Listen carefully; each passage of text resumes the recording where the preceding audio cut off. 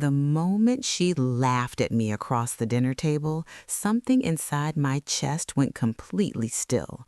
Not angry, not sad, just cold, as if my heart had decided to wait and watch.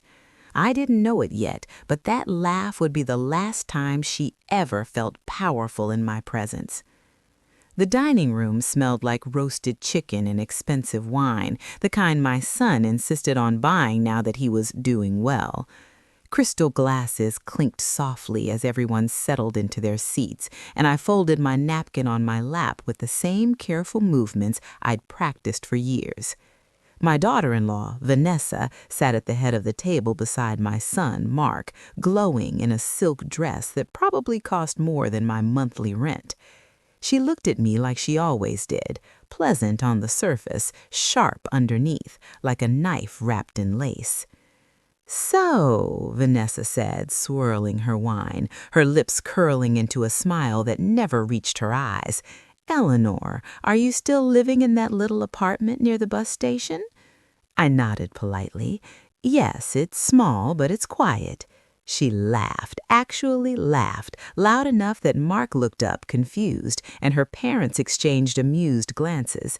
"Oh my God," she said, wiping an imaginary tear. "I just can't imagine. After raising Mark, I mean. Don't you ever wish you'd done better?" The words landed like a slap. I felt heat rise to my cheeks, but I kept my expression calm. I had learned long ago that reacting only fed people like her. "I did the best I could," I said softly. Vanessa leaned back in her chair, satisfied.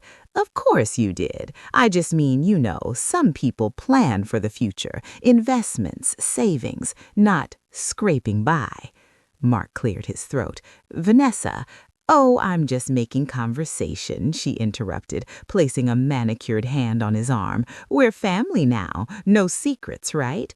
Family. The word echoed bitterly in my head. If this was family, it felt more like an audience waiting for me to stumble. I looked down at my plate, pretending to adjust my fork. Inside, memory stirred. Long nights, double shifts, unpaid bills, choosing between groceries and Mark's school shoes. I hadn't scraped by because I was careless. I'd scraped by because I gave everything away. Vanessa wasn't done. She continued, glancing around the table, "Mark and I were talking about retirement plans. It's crazy how some people reach their 60s with nothing set aside. It's almost irresponsible." Her mother chuckled. Her father nodded. No one looked at me. I felt small, smaller than I had in years. Mark finally spoke up. "Mom worked really hard. You don't know what it was like." Vanessa smiled sweetly at him. "I'm sure, but hard work doesn't always mean smart choices." That was when I realized something important. She wasn't teasing. She was claiming territory. This table, this family, this version of Mark's life, she wanted to make sure I knew I didn't belong in it. I took a slow breath and lifted my gaze to meet hers. For a split second, something flickered in her eyes. Curiosity, maybe, or boredom. She had already decided who I was. What she didn't know was that I'd spent my entire life being underestimated, and I had learned how dangerous that could be for other people. Dinner continued, though I barely tasted a thing. Vanessa dominated the conversation, talking about their upcoming vacation, their new car, the renovations they were planning. Every sentence was a reminder of distance. Every smile was sharpened with intention. At one point, she leaned toward me and said quietly, "Mark worries about you, about how you'll manage as you get older." I looked at her. "Is that so?" She nodded. "We've even discussed options. Assisted living isn't cheap, but sometimes it's the best solution for people who didn't plan ahead." People like me, she meant. I smiled faintly. "That's very thoughtful." She mistook my calm for weakness. I could see it in the way she relaxed, confident she had won something invisible. As dessert was served, Vanessa raised her glass. "To family," she said brightly, "and to moving forward, leaving the past where it belongs." Everyone echoed the toast. I lifted my glass last. To the past, I thought, to everything you don't know. The truth sat heavy in my chest, locked away for decades. I had never spoken of it, never corrected assumptions, never defended myself. It was easier to let people believe I was ordinary, struggling, forgettable. Vanessa glanced at me again, her smile tight. "You're very quiet tonight, Eleanor. Everything okay?" I met her eyes and held them this time. "I was just thinking," I said. "About what?" "About how tonight was ending sooner than she expected. About how this table, this power she thought she held, was built on ignorance. I was thinking," I continued slowly, "that people should be careful who they mock. You never know what someone is carrying." She laughed again, short and dismissive. "Oh, don't be dramatic." Something shifted inside me then, a decision finally made. I placed my napkin on the table and pushed my chair back. The legs scraped against the floor, loud enough to cut through the chatter. Everyone looked up, startled. Vanessa's smile faltered. "Where are you going?" I stood up. And for the first time that night, the room went completely silent. For a heartbeat, no one spoke. The chandelier above us hummed faintly, and I felt every pair of eyes press into my back as I stood there, hands resting lightly on the edge of the table. Vanessa tilted her head, confused, like a cat watching something it hadn't expected to move. "Eleanor," Mark said carefully, "is everything all right?" I looked at my son, really looked at him. He had his father's eyes, the same worried crease between the brows he used to get when he was a boy and couldn't fix something. For years, I'd tried to protect him from discomfort, from hard truths. Tonight, that instinct loosened its grip. "I'm fine," I said. "I just realized something." Vanessa let out a small laugh. "Well, don't keep us in suspense." I turned to face her fully. She sat back in her chair, arms crossed loosely, still confident, still amused. She thought this was going to be awkward, maybe embarrassing. For me, she had no idea. "You've been very concerned about my finances tonight, my planning, my choices." Her smile sharpened. "I was just expressing concern. That's what family does." "Of course," I said, "so I assume you'd be equally concerned if you knew the full picture." Mark frowned. "What full picture?" Vanessa waved a hand. "Oh, please, Mark, your mom's just upset. Let's not turn dinner into a scene." A scene. That word did it. "I agree," I said. "Scenes are unpleasant, which is why I've avoided this conversation for years." Her parents leaned forward slightly now, interest replacing boredom. I noticed Vanessa's foot tapping under the table, just once, before she stilled it. "You see," I continued, "I learned a long time ago that money changes how people listen. Without it, they talk over you. With it, suddenly everything you say matters." Vanessa rolled her eyes. "Is this supposed to be some kind of lesson?" "No," I said softly. "It's an explanation." Mark stood halfway out of his chair. "Mom, you're scaring me." I reached out and touched his arm briefly. "I'm not here to scare you. I'm here because I'm tired." "Tired of what?" Vanessa asked. "Tired of being treated like a cautionary tale," I said, meeting her gaze. "Tired of being discussed like a problem to be managed." Her expression hardened. "No one is doing that." I smiled. "You mentioned assisted living, retirement plans, irresponsibility. Those were your words." Silence again, thicker this time. Vanessa's mother cleared her throat. "Eleanor, perhaps this isn't the time." "Oh, it's exactly the time," I replied. I straightened my back. For years, I'd made myself smaller in rooms like this. Tonight, I let myself take up space. "When Mark was 7," I said, "his father got sick, Very sick. Hospital bills piled up faster than I could pay them. I worked 2 jobs, sometimes 3. I skipped meals so Mark wouldn't notice the cupboards were thin. Mark swallowed.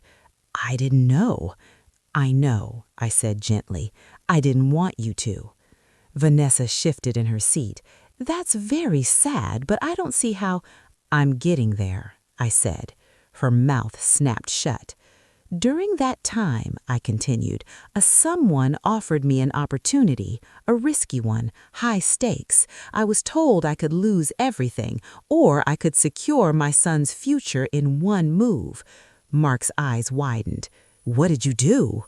I said no, at first.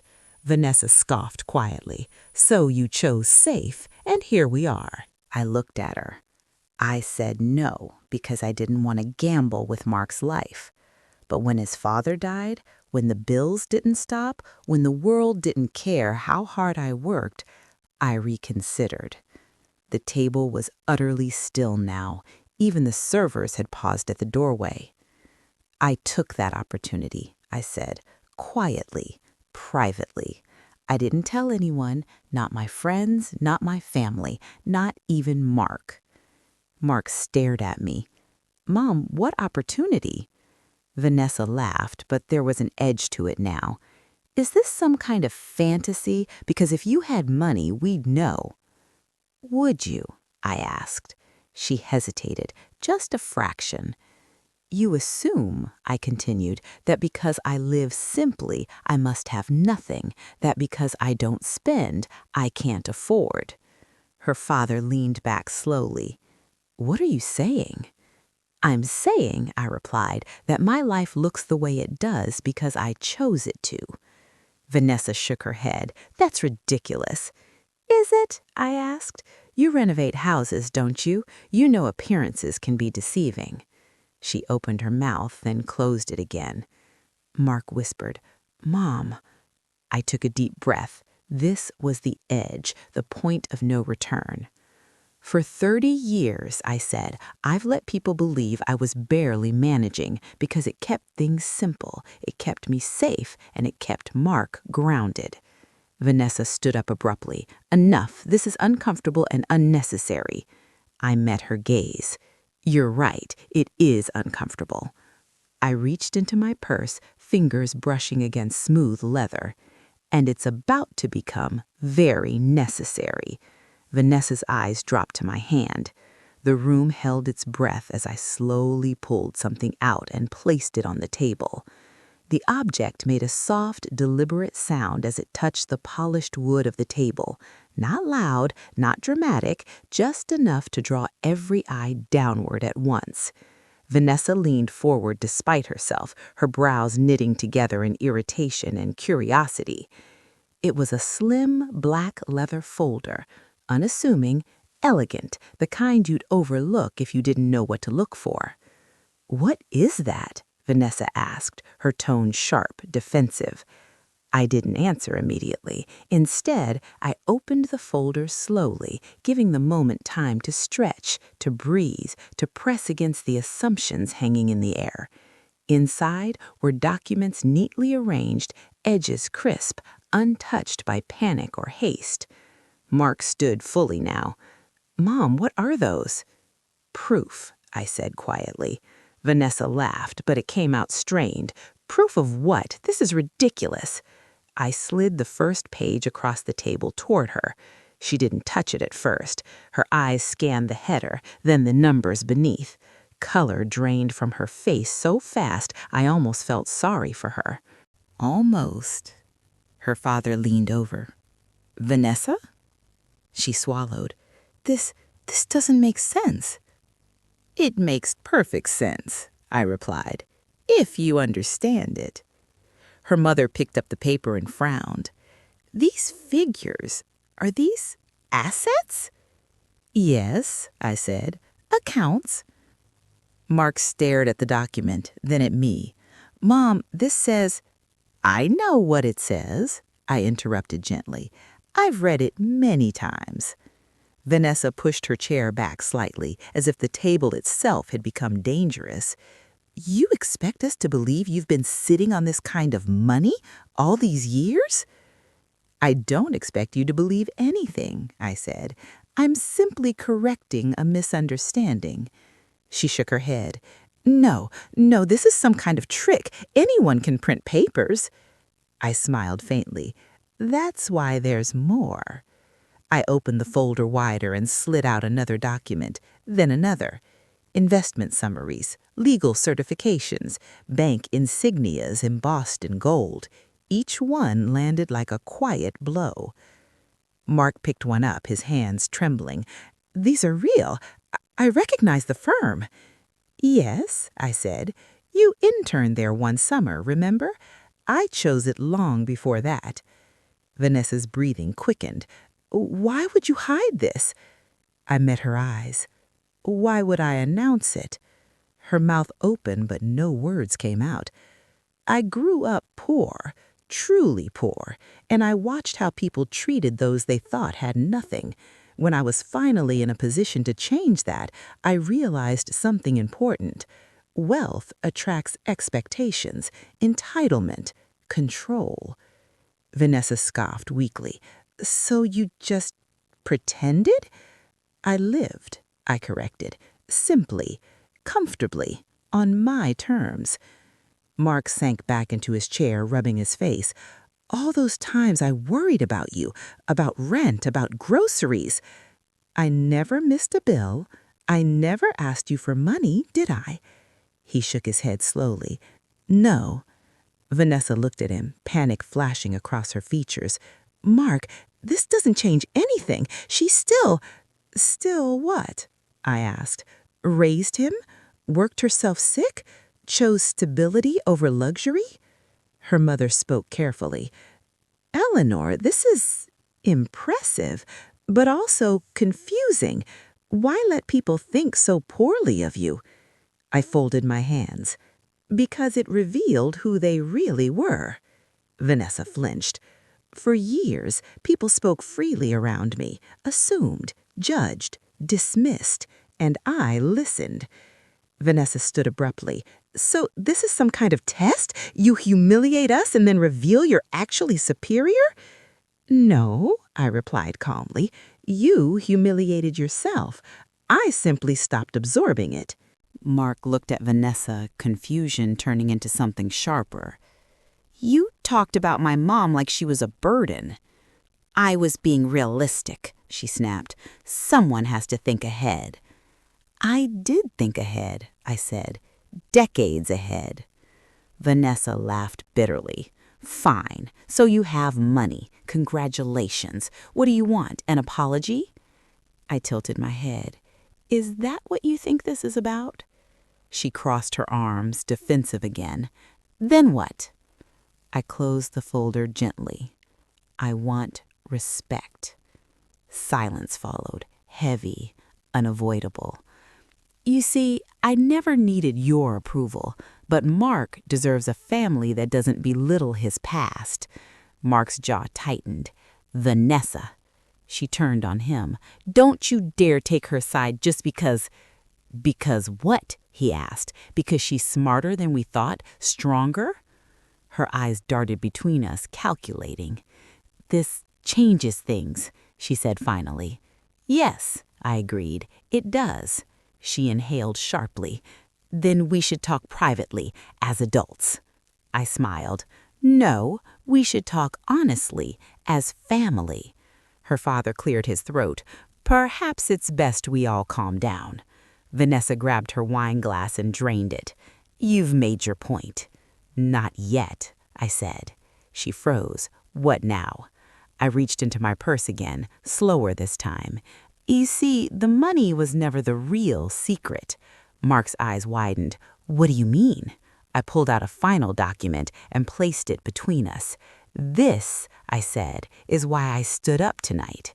Vanessa leaned forward despite herself, her confidence completely gone.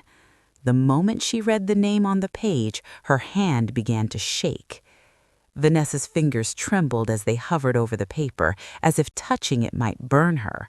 Her eyes moved slowly across the page, then snapped back to the top, rereading the name again and again. The color drained from her face so completely that even her carefully applied makeup couldn't hide it. "That's not possible," she whispered. Mark leaned forward. "What is it? What does it say?" I didn't answer. I watched Vanessa instead. For the first time since I'd known her, she looked small, not elegant, not superior, just afraid. Her mother frowned. "Vanessa, what's wrong?" She swallowed hard. This is confidential." "That's interesting," I said calmly, "because it's legally mine." Mark finally reached over and picked up the document.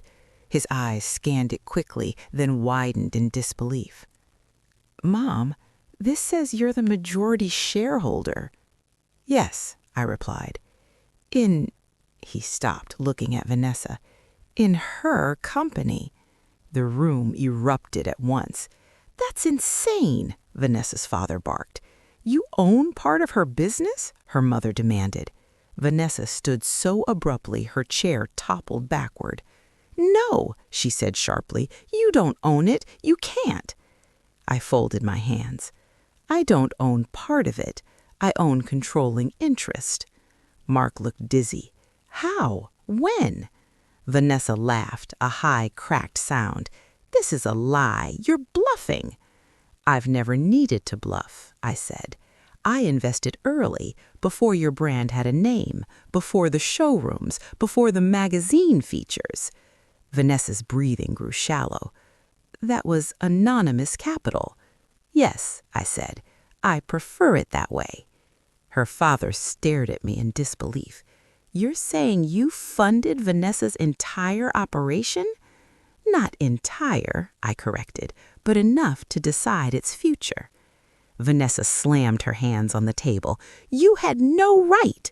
I met her glare evenly. "I had every right. I signed the checks." Mark turned to her.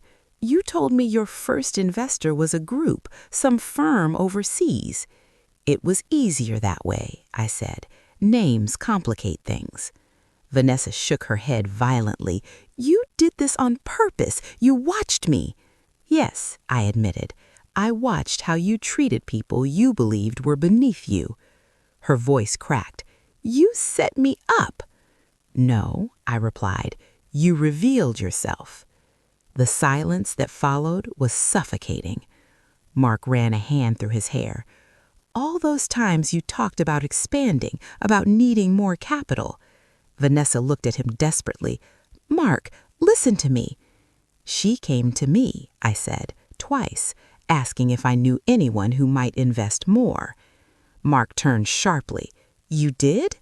Vanessa's eyes flashed. "I didn't know it was her." "I sat in that cafe, listening as you explained how you cut costs, how you replaced loyal staff with cheaper labor, how you said compassion was inefficient." Vanessa clenched her fists. "Business is business." "So is ownership," I said quietly. Her mother spoke cautiously. "Eleanor, surely this doesn't need to become adversarial." I smiled faintly. "That depends on Vanessa."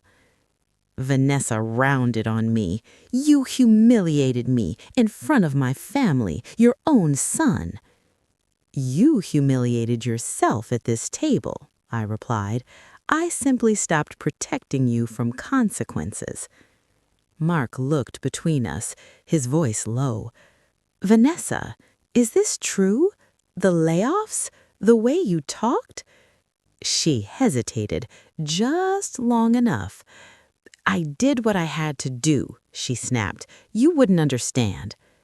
Mark's expression hardened. "I understand enough."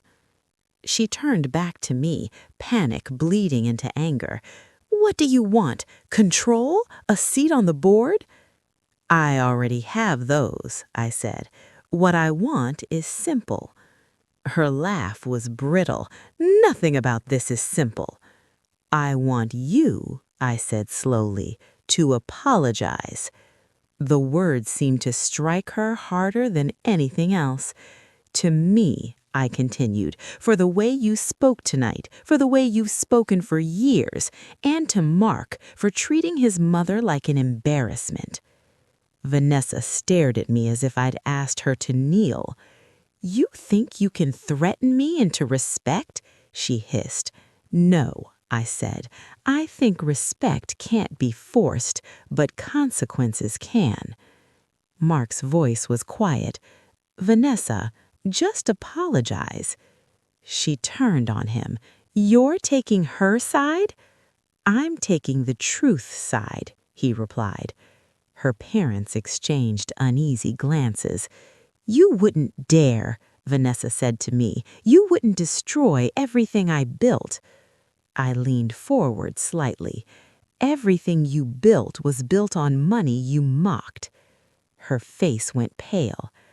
I don't want to destroy you, I continued. I want to correct you. Vanessa's jaw trembled. You planned this tonight?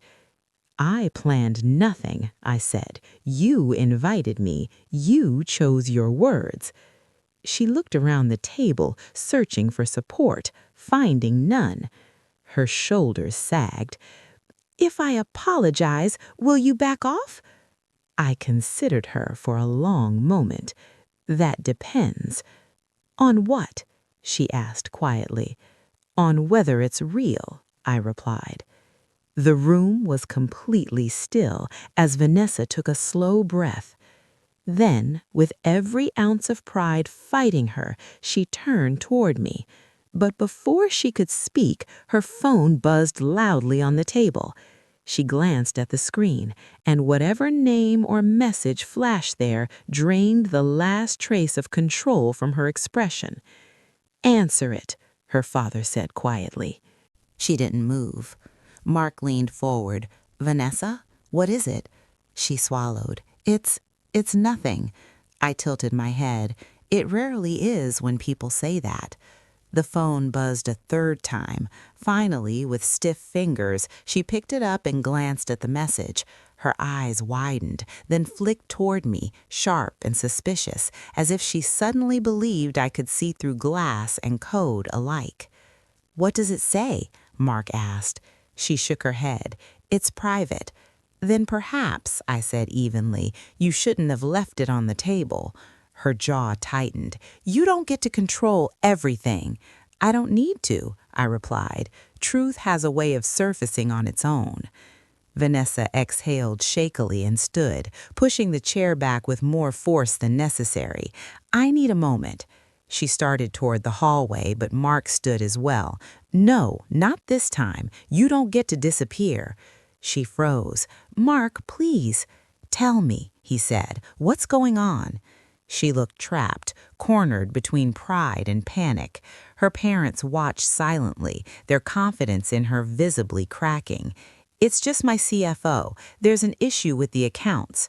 I raised an eyebrow. An issue? Her eyes snapped to me. You don't know anything about this. Are you sure? I asked. Mark frowned. What kind of issue? Vanessa hesitated. A delay, a transfer problem. I leaned back slightly.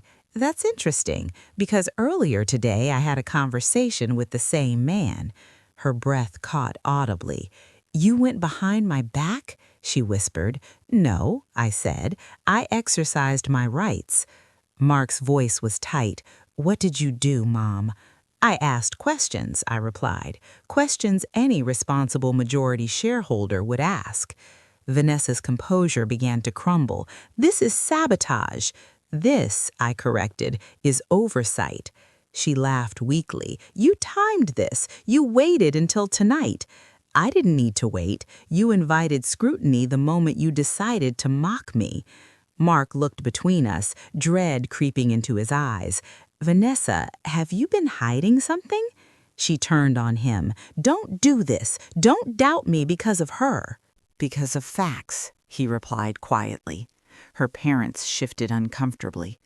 Vanessa, her mother said, what exactly is happening with the company? Vanessa's lips parted, then pressed together. She glanced at the phone again as if hoping the message might change. There was an adjustment, she said carefully. An adjustment, I repeated. That's one word for it. Mark stared at her. What does that mean? It means, I said, that funds were moved without proper authorization. Vanessa slammed the phone down. You're exaggerating. Am I? I asked, because the preliminary audit suggests otherwise. The word audit hit the table like a dropped plate. Her father stood. Audit? Vanessa's voice rose. You had no right to order that. I had every right, I said calmly, and a responsibility. Mark's face went pale. Vanessa, tell me you didn't do anything illegal. She looked at him, eyes glossy. I was protecting the company. By moving money into a private account? I asked. Her head snapped up. You don't know that. I met her gaze. I know enough. Silence swallowed the room. Even the hum of the chandelier seemed louder now. You've been lying to me, Mark said slowly. I was managing. Things were tight. I was going to put it back. When? He asked. She didn't answer. Her mother sat down heavily. Vanessa? Vanessa's eyes filled with tears, but her voice hardened. You wanted respect? Fine. I'll apologize. She turned to me abruptly. I'm sorry for what I said. Happy? I studied her face. The words were there. The sincerity was not. That apology, I said gently, is for yourself, not for me. She laughed bitterly. You're enjoying this. I'm enduring it, I corrected. There's a difference. Mark shook his head. All this time, I thought you were just ambitious. I am ambitious, she snapped. Someone has to be. Not at the expense of integrity, I said. Vanessa looked at me with something close to hatred. You plan to ruin me. No, I said quietly. I plan to stop enabling you. Her phone buzzed again. This time she didn't need to look. I need to leave, she said hoarsely. Mark blocked her path. If you walk out now, don't bother coming back. Her eyes filled again. You're choosing her over me? I'm choosing honesty, he replied. She looked around the table one last time, then at me. You win. I shook my head slowly. This was never a game. She grabbed her coat and rushed toward the door, heels striking the floor like a countdown. The door slammed. The house fell into stunned silence. Mark sank into his chair, staring at the closed doorway. I watched it too, knowing something she didn't. She hadn't escaped anything, because what happened next wouldn't happen at this table. It would happen tomorrow morning. Morning came quietly, almost cruelly so. Sunlight filtered through my apartment curtains, painting the walls gold, as if nothing in the world had shifted the night before. I sat at my small kitchen table, hands wrapped around a mug of tea, listening to the city wake up. Buses hissed, footsteps passed, life went on. Vanessa's life, however, was about to stop pretending. My phone rang at exactly 8:12 a.m. I didn't rush to answer it. I watched the screen light up, the unfamiliar number buzzing insistently, vibrating against the wood. When I finally picked up, my voice was calm. Eleanor speaking. This is Daniel Hargreave, a man said, clipped and professional. Chief Financial Officer, Varel Designs. Yes, I replied. I know who you are. There was a pause. Then you know why I'm calling. I can guess. The board meeting? Another pause, longer this time. Vanessa hasn't arrived, neither has her legal counsel. I'm not surprised, I said. His voice dropped. She moved money, Eleanor. Not once, repeatedly, over months. I closed my eyes briefly, not in shock, but in confirmation. How much? There was a rustle of papers. Enough to trigger mandatory reporting if the board decides to proceed. They will, I said, or I will. Silence hung between us. She's your daughter-in-law, he said finally. Are you certain? I thought of Vanessa's laughter at the dinner table, of the way she'd spoken about people as if they were disposable. Yes, I said, I'm certain. When the call ended, I sat very still. I felt no triumph, only resolve. An hour later, Mark called. I just got off the phone with her, he said, his voice hoarse. "She's frantic. She says you're destroying her." "I'm holding her accountable," I replied. He was quiet for a moment. "The board called me, too. They wanted to know if I was aware of the situation." "And were you?" I asked gently. "No," he admitted. "I feel like an idiot." "You're not," I said. "You trusted someone you loved." He sighed. "She wants to meet, all of us. She says she can explain." I looked out the window at the street below. "That's up to you." "You're coming," he said. Not a question. "Yes," I agreed. "I am." The conference room was glass and steel, all sharp lines and reflected faces. Vanessa sat at one end of the table, her eyes red, her posture rigid. Her lawyer whispered urgently beside her. Board members filled the other seats, expressions grave, professional. When I entered, the room shifted, conversations stopped. Vanessa looked up, and for a moment I saw pure fear. "This is her," someone murmured. I took my seat calmly. "Good morning." Vanessa stood. "Before we begin, I want to say something." The chairwoman nodded. "Go ahead." Vanessa's gaze flicked to Mark, then to me. "Mistakes were made," she said, "but none of this was malicious. I intended to return the funds." "When?" the chairwoman asked. "Soon," Vanessa said weakly. Daniel cleared his throat. "The transfers were personal, Vanessa, not operational." Her lawyer leaned in, whispering urgently. I spoke then.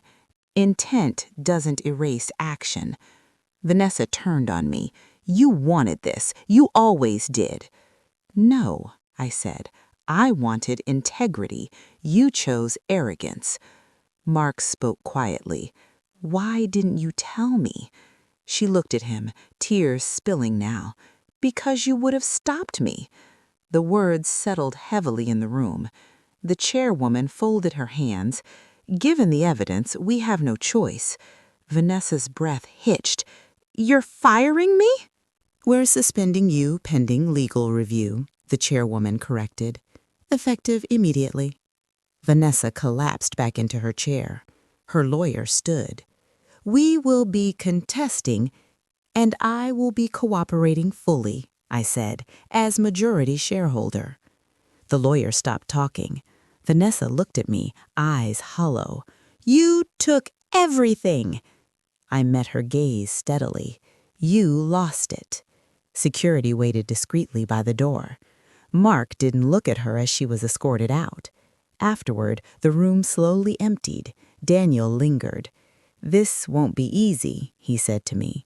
"I know," I replied, "but it's necessary." When Mark and I stepped outside, the air felt different, lighter, colder. "I don't know what happens now," he said.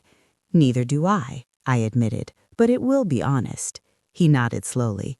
Behind us, through the glass, Vanessa stood alone in the hallway, phone pressed to her ear, her world collapsing in real time. She caught my eye through the window, and in that moment she finally understood. I had never been weak. I had simply been waiting. The days after the board meeting moved slowly, like the air itself had thickened. News did not explode publicly yet, but rumors spread quietly through corridors of influence, the kind that never needed headlines to do damage. Vanessa stayed silent. No calls, no messages. Mark noticed the absence more than her presence. The apartment felt emptier without her voice, yet heavier with everything she had left behind.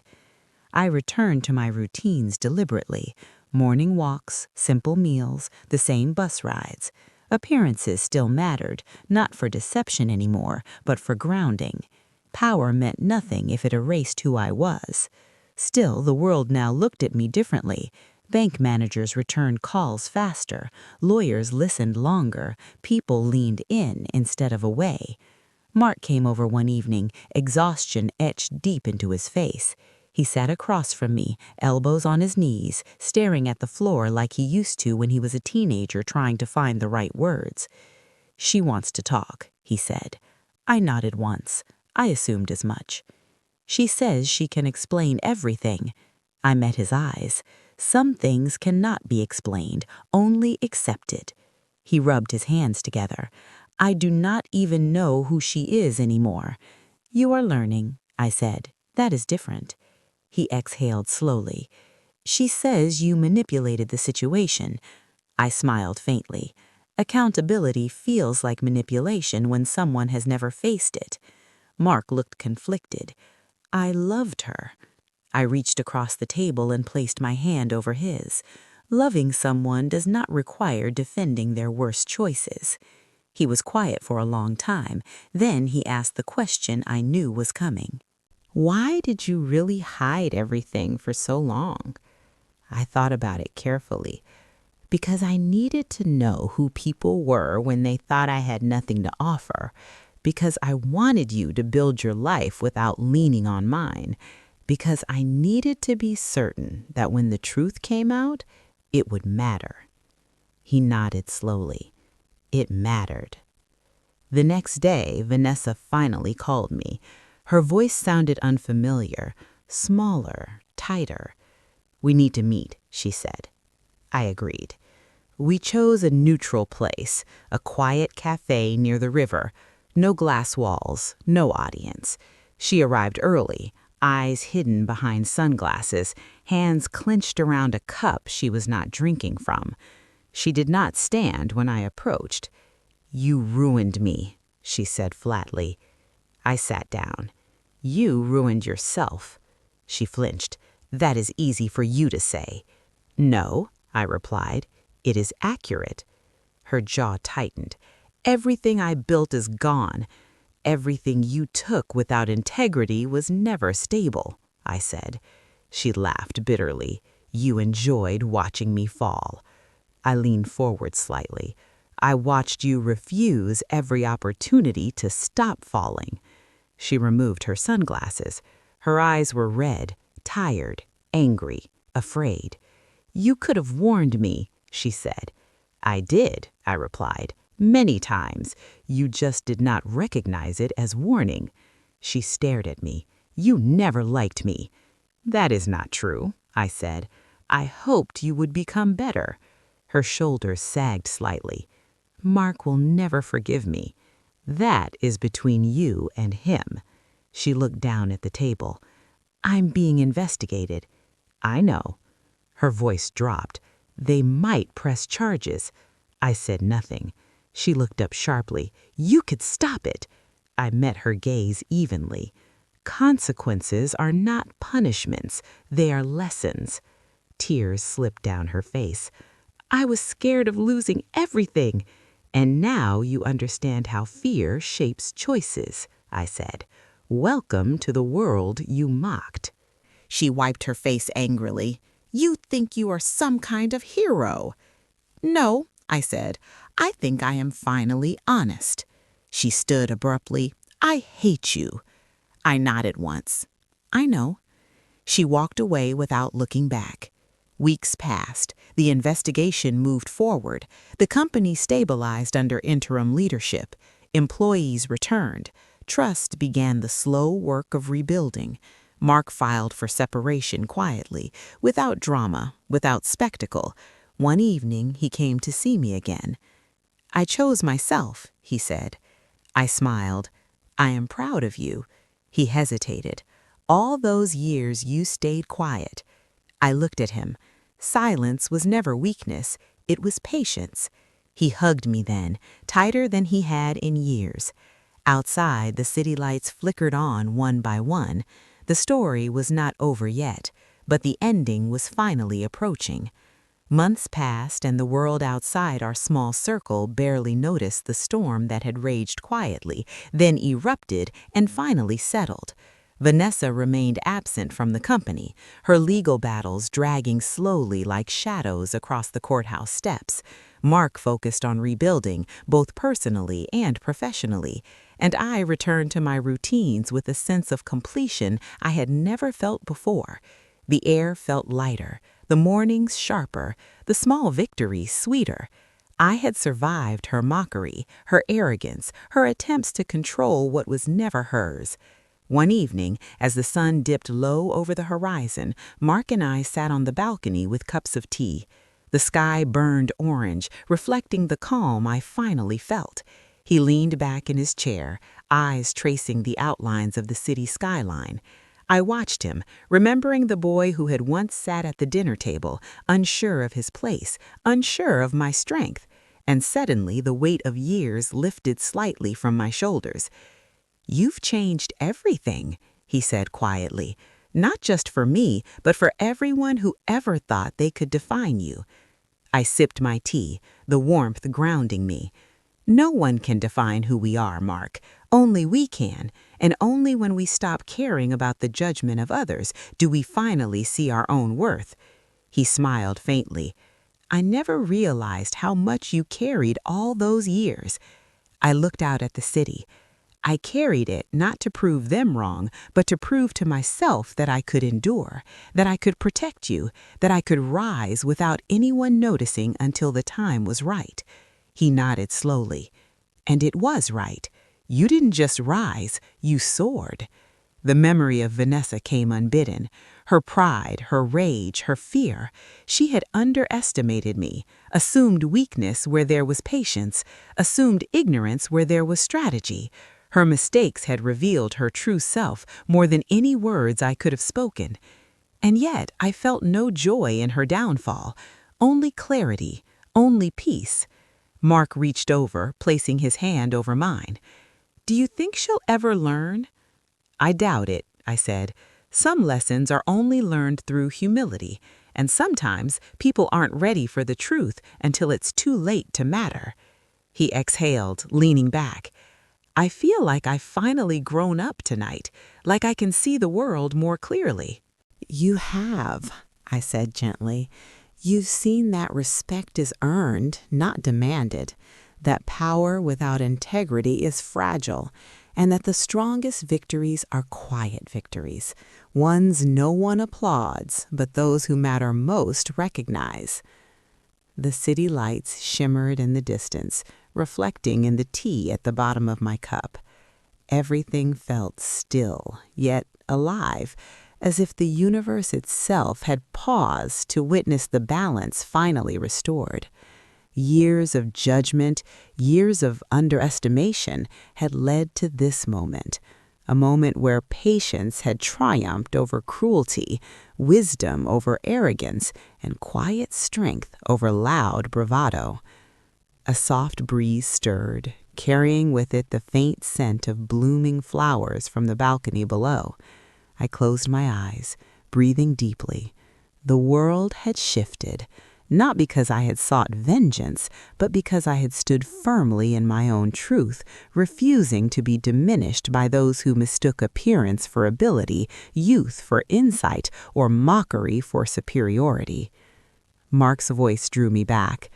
"Mom, I think it's time we let go of everything that held us back, of the fear, of the shame, of the anger." I nodded. Yes, time to step fully into our lives, unburdened and unafraid. He smiled, a genuine, open expression I hadn't seen in years. "Together?" "Together," I affirmed. The horizon burned a deeper orange, the last light of the sun dipping behind distant towers. Shadows grew long, but they were no longer threatening. They were reminders of endurance, of battles faced and survived. A story had ended, but life, vibrant and unpredictable, stretched endlessly ahead. And somewhere, far away, Vanessa would learn that true strength is silent, patient, and unyielding. But for now, she was no longer part of the equation. The past had been acknowledged, the wrongs had been confronted, and the future, bright, wide, and unclaimed, awaited those who had earned it. Mark squeezed my hand gently. "To the future, Mom." "To the future," I echoed, feeling the truth of it in every fiber of my being. A future untainted by mockery, fortified by resilience, and defined by the courage to rise above what others try to impose.